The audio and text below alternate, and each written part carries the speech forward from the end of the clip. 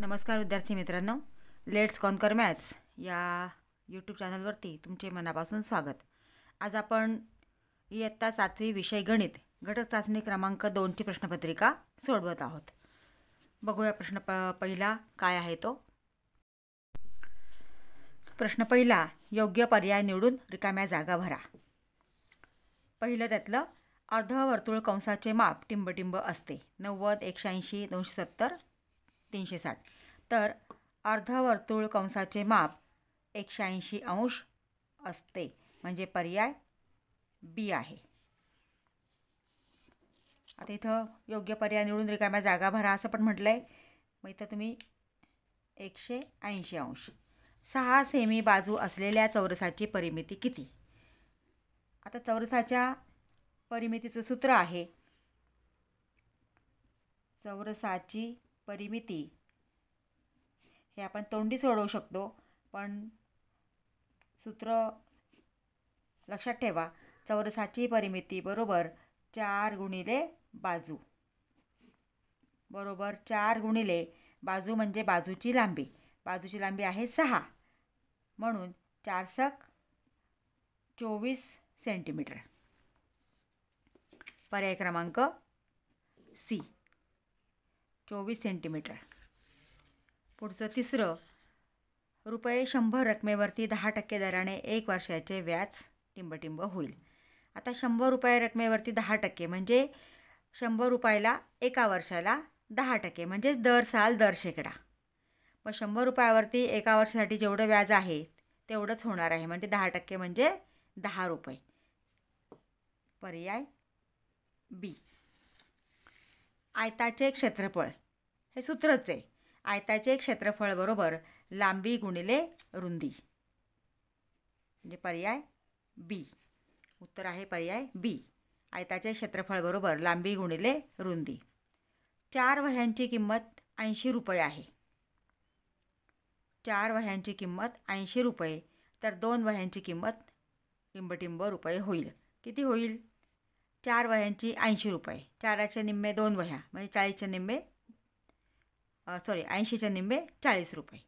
म्हणजे असे सोडवू शकता, किंवा एका वहीची किंमत तुम्ही काढली की 40 80 भागिले 4 म्हणजे 4 दुणे 8 20. 2 वह्यांची एका वहीची किंमत 20 रुपये म्हणजे 2 वह्यांची किंमत 40 रुपये.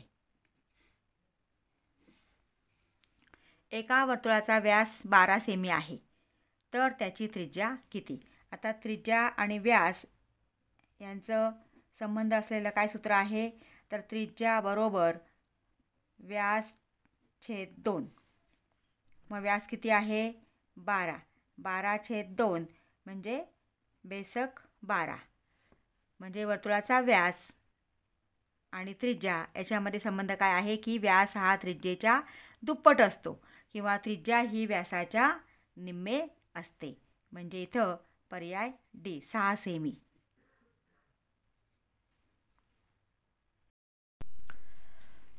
प्रश्न दुसरा, खालील कृती पूर्ण करा. कोणतेही 2 4 गुण आहेत, म्हणजे प्रत्येक कृती 2 गुणांसाठी आहे. त्यातलं पहिलं गणित आहे, 7 सेमी बाजू असलेल्या घनाचे एकूण पृष्ठफळ काढा. 7 सेमी बाजू असलेल्या घनाचे एकूण पृष्ठफळ आपल्याला काढायचं आहे. घनाची बाजू किती दिली आपल्याला? 7 सेमी. घनाची बाजू बरोबर 7 सेमी.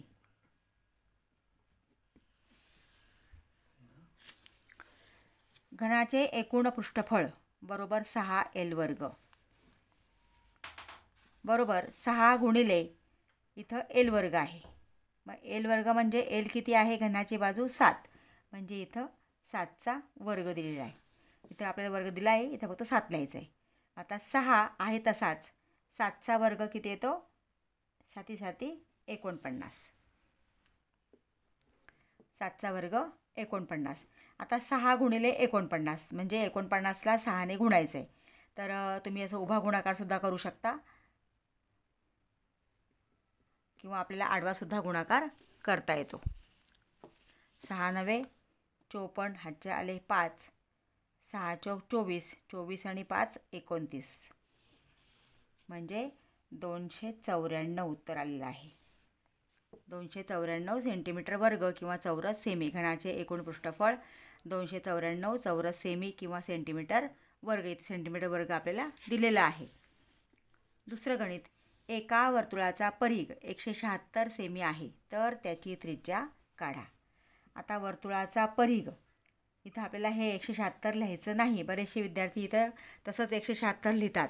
तर इथं सूत्र लिहायचं आहे, कारण इथं सूत्र आपल्याला पुढं शब्द दिलेला आहे. वर्तुळाचा परिघ बरोबर 2πr. वर्तुळाचा परिघ बरोबर 2, कारण त्रिज्या काढायची आहे म्हणून 2πr.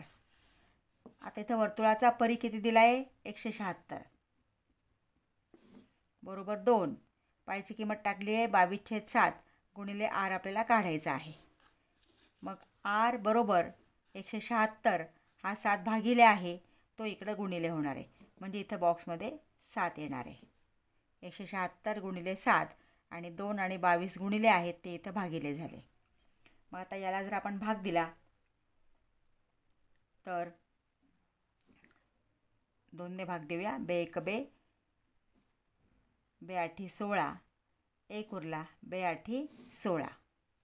म्हणजे समजा तुमच्या लक्षात नाही आलं तुम्ही इथं बाजूला करून बघू शकता. 88 गुणिले 7 भागिले 22. आपण 2ने भाग दिला आहे, 176ला 88 आले. 22 1 22, 22 चौक 88, म्हणजे 4 7 28. म्हणजे वर्तुळाची त्रिज्या बरोबर 28 सेमी उत्तर आलेलं आहे. तिसरं गणित, मुद्दल 8,000 रुपये, दर 10,5, व्याज 800 रुपये, तर मुदत काढा. म्हणजे इथं आपल्याला क काढायचं आहे. म द क, सरळ व्याज बरोबर म द क छेद 100 हे सूत्र आहे आणि यातलं आपल्याला क काढायचं आहे. मग दिलेल्या सगळ्या इथं किमती ठेवल्या आहेत. कुठला बॉक्स आपल्याला भरायचा आहे ते बघूया आपण आता. सरळ व्याज 800 रुपये, म म्हणजे मुद्दल 8,000 गुणिले द किती आहे? 10,5, म्हणजे इथं येणार आहे 5 गुणिले क आहे तसंच. मग आता क काढायचा आहे म्हणून 800 हा 100 भागिले आहे इथं, तो 800ला गुणिले होणार आहे म्हणून 800 गुणिले इथं 100 येणार आहे. 800 गुणिले 100 भागिले 8,000 गुणिले 5 बरोबर क आहे. बघा क आहे तसाच ठेवला. 800 गुणिले 100, 100 भागिले म्हणून ते गुणिले घेतला, हे गुणिले आहे म्हणून ते भागिले घेतले. आता इथं भाग देताना आधी शून्य घालून घ्या. 1 2, हे 2 शून्य गेले, नंतर हा 1 शून्य आणि हा 1 शून्य गेला, म्हणजे वरती उरले 80, खाली आहेत 8. आता आपण 8ने भाग देऊया. 8 1 8, 8 1 8 आणि हा 0, म्हणजे किती आलं आहे बघा? 10/5. मग 5 1 5, 5 दुणे 10, म्हणजे क बरोबर किती आलं? 2. म्हणजे मुदत किती आली? 2 वर्ष. 2 वर्ष मुदत आलेली आहे. अशा पद्धतीने आपल्याला हे कृती पूर्ण करायची असते. कृतीमध्ये तुम्हाला आता इथं 2 मार्काला आहे म्हणून 1 2 3 4 प्रत्येक ठिकाणी तुम्हाला 4 बॉक्स भरायचे आहेत. म्हणजे अर्ध्या मार्काला 1 बॉक्स. तुमचे जेवढे बॉक्स भरलेले बरोबर असतात तेवढे मार्क, त्याप्रमाणे तुम्हाला मार्क मिळतात. म्हणून व्यवस्थित विचार करून थोडंसं या ठिकाणी आपण खालची वरची स्टेप जर बघितली तर आपल्याला सहज बॉक्स आपल्याला भरता येतात. पुढचा प्रश्न घेऊया. प्रश्न 3, खालील उपप्रश्न सोडवा. कोणतेही 2. व्याजाच्या काही दराने रुपये 5,000 मुद्दलावर 4 वर्षात रुपये 1,200 व्याज होते, तर त्याच दराने त्याच मुदतीत 15,000 रुपये मुद्दलाचे व्याज किती होईल? म्हणजे इथं आपल्याला दर दिलेला नाही, पण 5,000 रुपये मुद्दलावरचे 4 वर्षाचं म्हणजे मुदत तीच आहे, 1,200 रुपये व्याज होतं, तर 15,000 रुपये मुद्दलावरचं 4 वर्षातलंच त्याच दराने व्याज किती होईल? आता इथं आपल्याला पहिलं उदाहरण,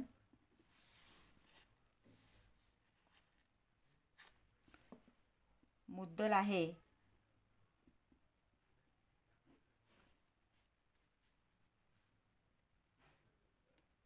5,000 रुपये आणि या मुद्दलावरचं व्याज आहे 1,200 रुपये.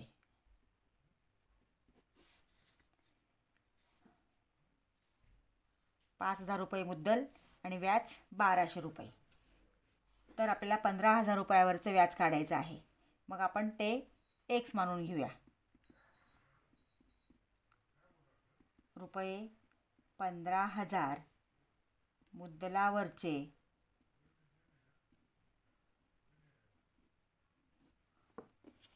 व्याज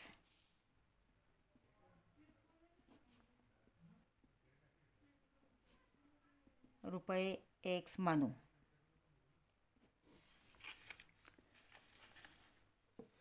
₹15,000 मुद्दलावरचे व्याज एक्स रुपये मानू. आता इथं व्याज आणि मुद्दल यांचं जे गुणोत्तर आहे ते स्थिर असतं. म्हणजे व्याजाचे मुद्दलाशी असलेले गुणोत्तर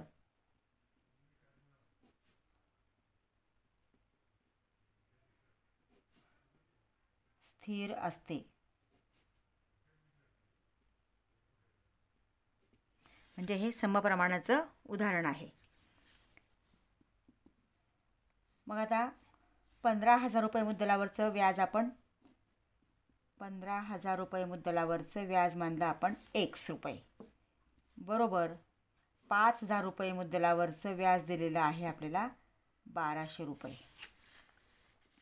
आता आपल्याला एक्सची किंमत काढायची आहे म्हणून एक्स आहे तसाच लिहिला 1,200 छेद 5,000 आणि हा 15,000 इकडं भागिले आहे ते इकडं गुणिले होतील 15,000.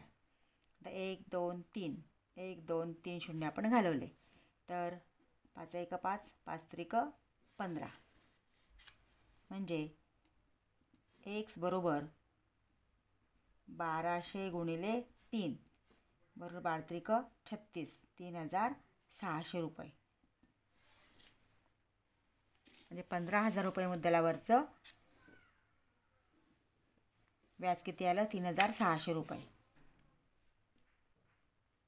रुपये 15,000 मुद्दलावरचे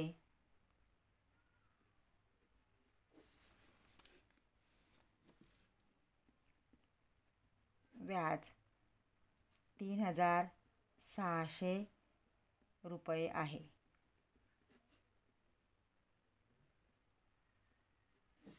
याप्रमाणे हे मुद्दलावरचं उदाहरण आपल्याला सोडवायचं आहे. आता पुढचं दुसरं उदाहरण आहे. ओ केंद्र असलेल्या वर्तुळात काही कंस दाखवले आहेत. त्यापैकी वर्तुळामधील लघु कंस, विशाल कंस व अर्धवर्तुळ कंस यांची नावे लिहा. आता इथं आपण इथंच लिहूया शेजारी. 1 पहिल्यांदा आपण लघु कंस लिहूया. लघु कंसांची नावे बरोबर. आता लघु कंस म्हणजे काय की जे अर्धवर्तुळापेक्षा कमी आहेत.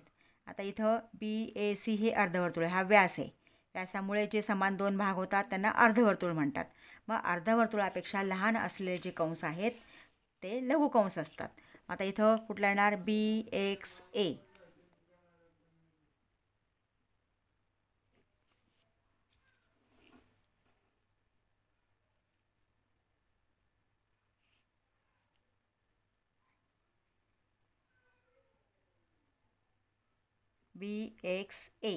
BXA हा लघु कंस आहे. नंतर कंस AC हा पण लघु कंस आहे. नंतर कंस CY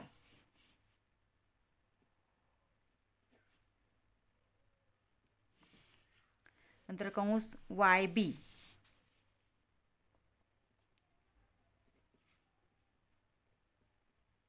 हे लघु कंस आहेत. आता दुसरं विशाल कंस.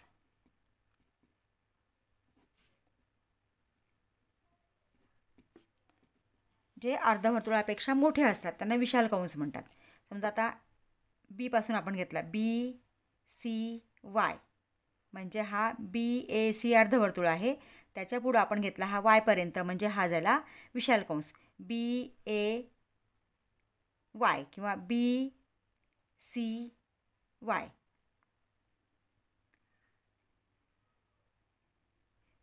किंवा इकडून आपण घेतला तर ABC अशी नावं आपल्याला लिहिता येतात. आता इथं कंस BCY, नंतर कंस ABC पर्यंत, ABC, नंतर AYB,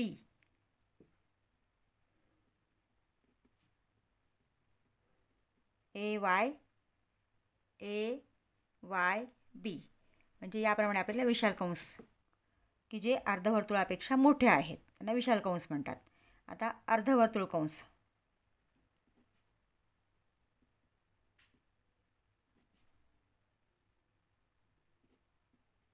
अर्धवर्तुळ कंस म्हणजे बरोबर व्यासामुळेच तयार झालेले हे दोन अर्धवर्तुळ. मग BAC, कंस BAC आणि कंस BYC.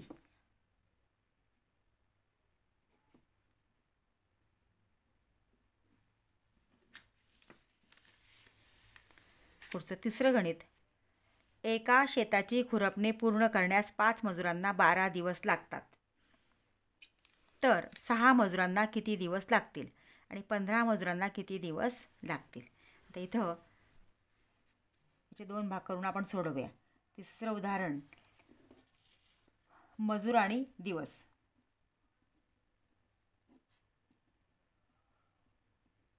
सरळ याप्रमाणे चार्ट तयार करा.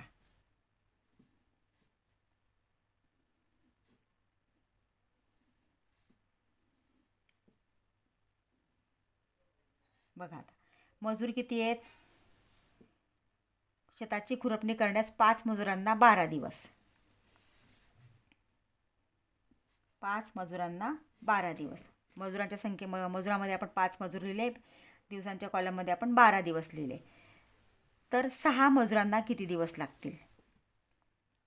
6 मजुरांना X दिवस लागतील असं आपण मानूया. आणि पुढचं अजून एक विचारलं आहे की 15 मजुरांना किती दिवस लागतील. हे पण इथंच आपण तयार करून घेऊ. 15 मजुरांना Y दिवस लागतील.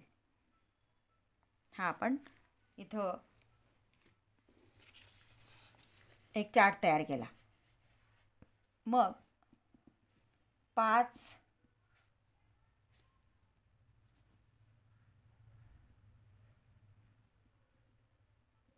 मजुरांना 12 दिवस लागतात. 6 मजुरांना X दिवस लागतील असे मानू. 6 मजुरांना X दिवस लागतील असे मानू. आता इथं हे व्यस्त प्रमाणाचं उदाहरण आहे. व्यस्त प्रमाणामध्ये नेहमी गुणाकार स्थिर असतो. म्हणून हे सोडवताना 5 गुणिले 12 बरोबर 6 गुणिले X. आता आपल्याला Xची किंमत काढायची आहे. हा 6 गुणिले तो भागिले होणार आहे. X आहे तसाच आहे त्या जागी.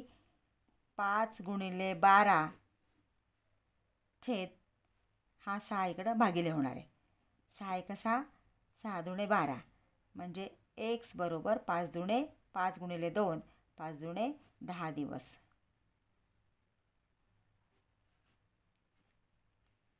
याप्रमाणे हा पहिला भाग आपण सोडवलेला आहे. आता आपल्याला यातला दुसरा भाग सोडवायचा आहे.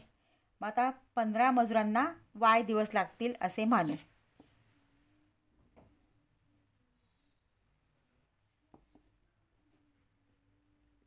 15 मजुरांना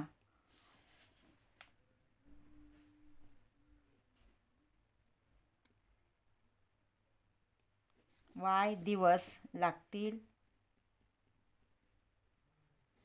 असे मानू. 15 मजुरांना Y दिवस लागतील असे मानू. आता 5 मजुरांना 12 दिवस लागतात आणि हे व्यस्त प्रमाणाचं गणित आहे. व्यस्त प्रमाणामध्ये गुणाकार स्थिर असतो, म्हणून 5 गुणिले 12 बरोबर 15 गुणिले Y. 5 गुणिले 12 बरोबर 15 गुणिले Y. आता हा Y असाच ठेवा, बरोबर 5 गुणिले 12 आणि हा 15 गुणिले आहे तो इकडे त्यांना भागिले होईल, भागिले 15. आता इथं 5ने 15ला भाग जातो आहे. 5 1 5, 5 त्रिक 15 आणि 3 1 3, 3 चौक 12. म्हणजे Y बरोबर 4. Y बरोबर 4. म्हणजे या ठिकाणी आपल्याला 15 मजुरांना 4 दिवस लागतील आणि 6 मजुरांना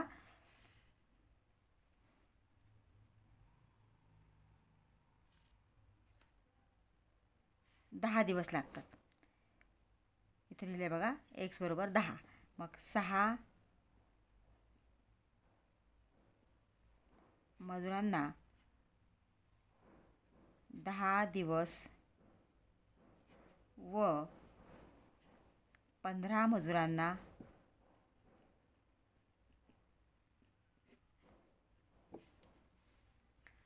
4 दिवस लागतील. याप्रमाणे हे प्रमाणाचं उदाहरण सोडवायचं आहे. पुढचा प्रश्न घेऊया. प्रश्न 4. खालील उपप्रश्न सोडवा. कोणताही एक 4 गुणांचा प्रश्न आहे. शेजारी मैदानाची आकृती दिली आहे. त्यामध्ये बाजूच्या लांबींची मापे दिली आहेत. त्यावरून मैदानाची परिमिती काढा. आता इथं हे मैदान आहे. समजा आपण नावं देऊन येऊया पॉईंट्सला. A, B, C, D, E आणि F. आता इथे ज्या मैदानाची ज्या बाजूंची मापं दिलेली नाहीत ती आधी आपण लिहून घेऊया. आता इथं हे जे माप आहे FE हे किती आहे बघा. आता इथून हे इथपर्यंत 10 आणि हे पुढचं 5, म्हणजे हे आहे माप 15 मीटर.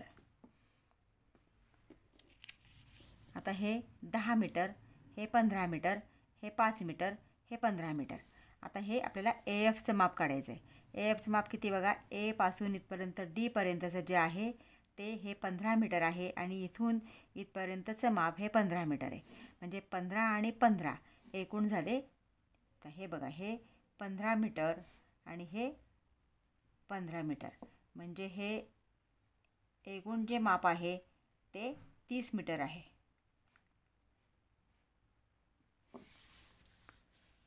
आता मैदानाची परिमिती.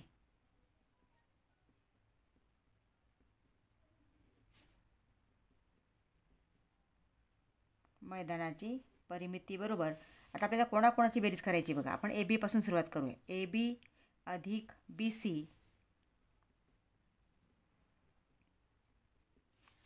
अधिक CD अधिक DE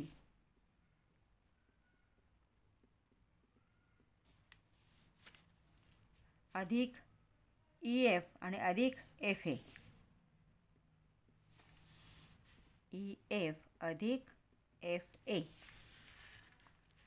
इथं मापं ठेवूया. AB किती आहे 10. इथं मापं दिली बघा. AB 10, BC 15, CD 5, DE 15, EF 15 आणि FA 30. आता AB 10, BC 15 अधिक CD 5 अधिक DE 15 अधिक EF 15 अधिक FA 30. आता ही सगळी आपण बेरीज केली की आपल्याला मैदानाची परिमिती मिळते. बघा आता हे 15 आणि 15 30, 30 आणि 30 60, 60 आणि 10 70, 70 आणि 10 60 आणि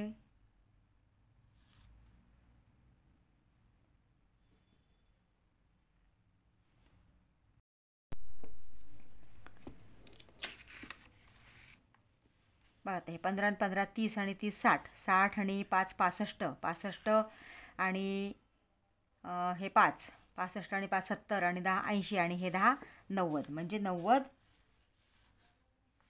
मीटर. मैदानाची परिमिती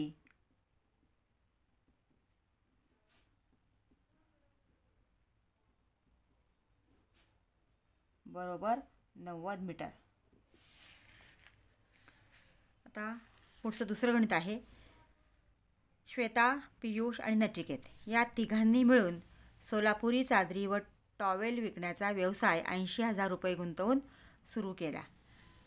त्यापैकी श्वेताचे भांडवल 30,000 रुपये होते, पियुषचे भांडवल 12,000 रुपये होते. त्यांना वर्षाअखेरीस 24% नफा झाला.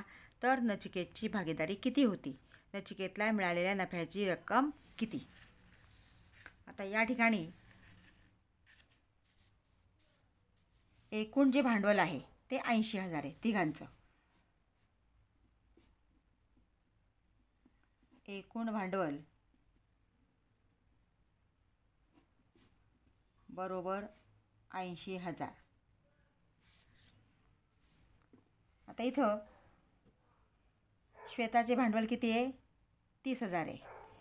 पियुषचे भांडवल 12,000 आहे. आणि आपल्याला नचिकेतचे, कारण या तिघांनी मिळून काढले आणि नचिकेतचे भांडवल किती आहे ते आपल्याला काढायचं आहे. मग नचिकेतचे भांडवल आपण X रुपये मानू.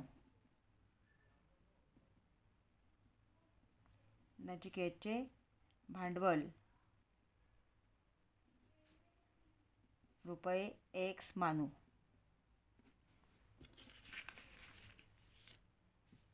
श्वेताचे भांडवल 30,000 रुपये.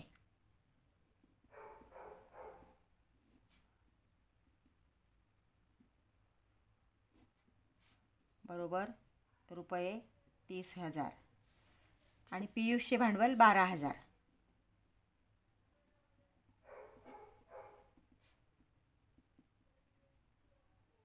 पियुषचे भांडवल बरोबर रुपये 12,000.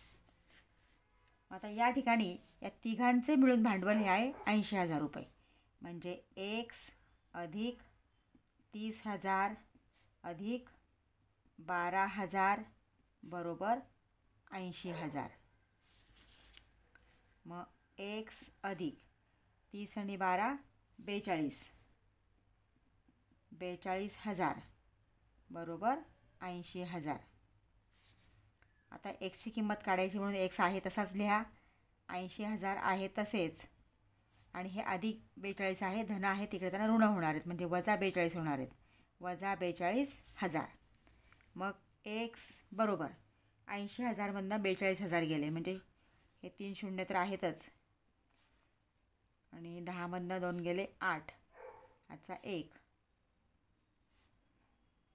4 आणि 1 5, 8मधनं 5 गेले 3. आता X काय मानलं आहे आपण? नचिकेतचे भांडवल.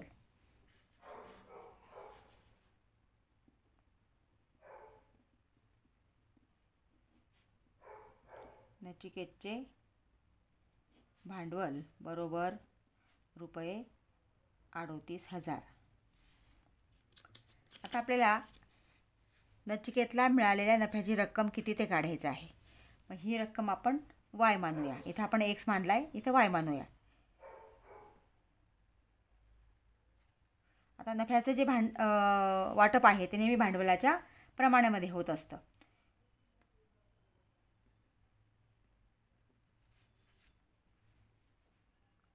नचिकेतचा नफा रुपये Y मानू. नफ्याचे वाटप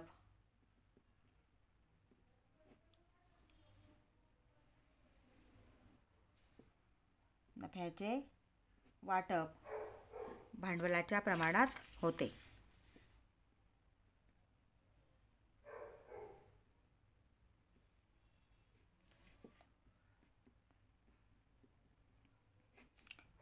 भांडवलाच्या प्रमाणात होते. मग आता नचिकेतची गुंतवणूक आहे 38,000 रुपये आणि नफा किती झाला आहे? 24% नफा झालेला आहे. म्हणून नचिकेतचा नफा म्हणजे आपण मानलेला आहे वाय.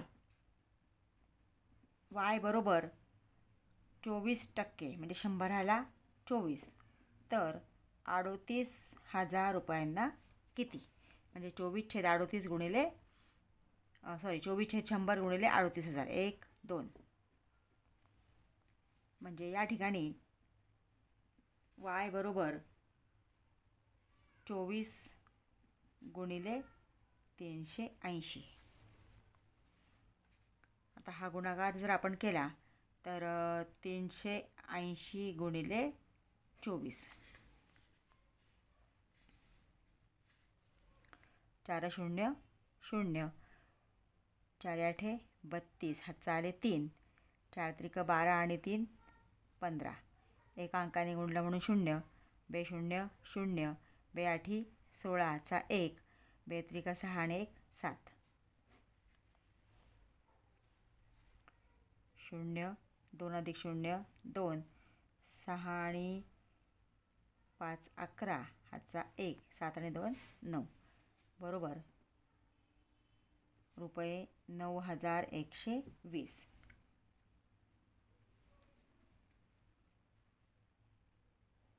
आता इथं नचिकेतचे भांडवल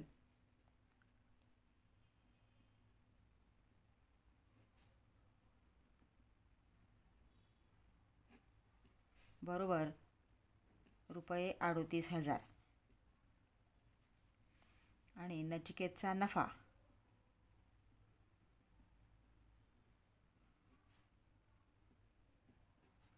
नफा बरोबर 9,120 रुपये 9,120. याप्रमाणे हे भांडवलाचं उदाहरण सोडवायचं आहे. विद्यार्थी मित्रांनो, ही पूर्ण प्रश्नपत्रिका आपण सोडवलेली आहे. तुम्हाला उदाहरणं समजावीत म्हणून मी अगदी स्पष्टीकरणासह तुम्हाला प्रत्येक उदाहरण समजावून दिलेलं आहे. अजूनही तुम्ही चॅनलला नवीन असाल, सबस्क्राईब केलं नसेल तर प्लीज चॅनलला सबस्क्राईब करा. मी पुढचे व्हिडिओ लवकरच अपलोड करणार आहे. त्यासाठी नोटिफिकेशन तुम्हाला मिळण्यासाठी बेल आयकॉन प्रेस करा. व्हिडिओ आवडला असेल तर लाईक करा आणि आपल्या मित्रांना शेअर करा. थँक्यू.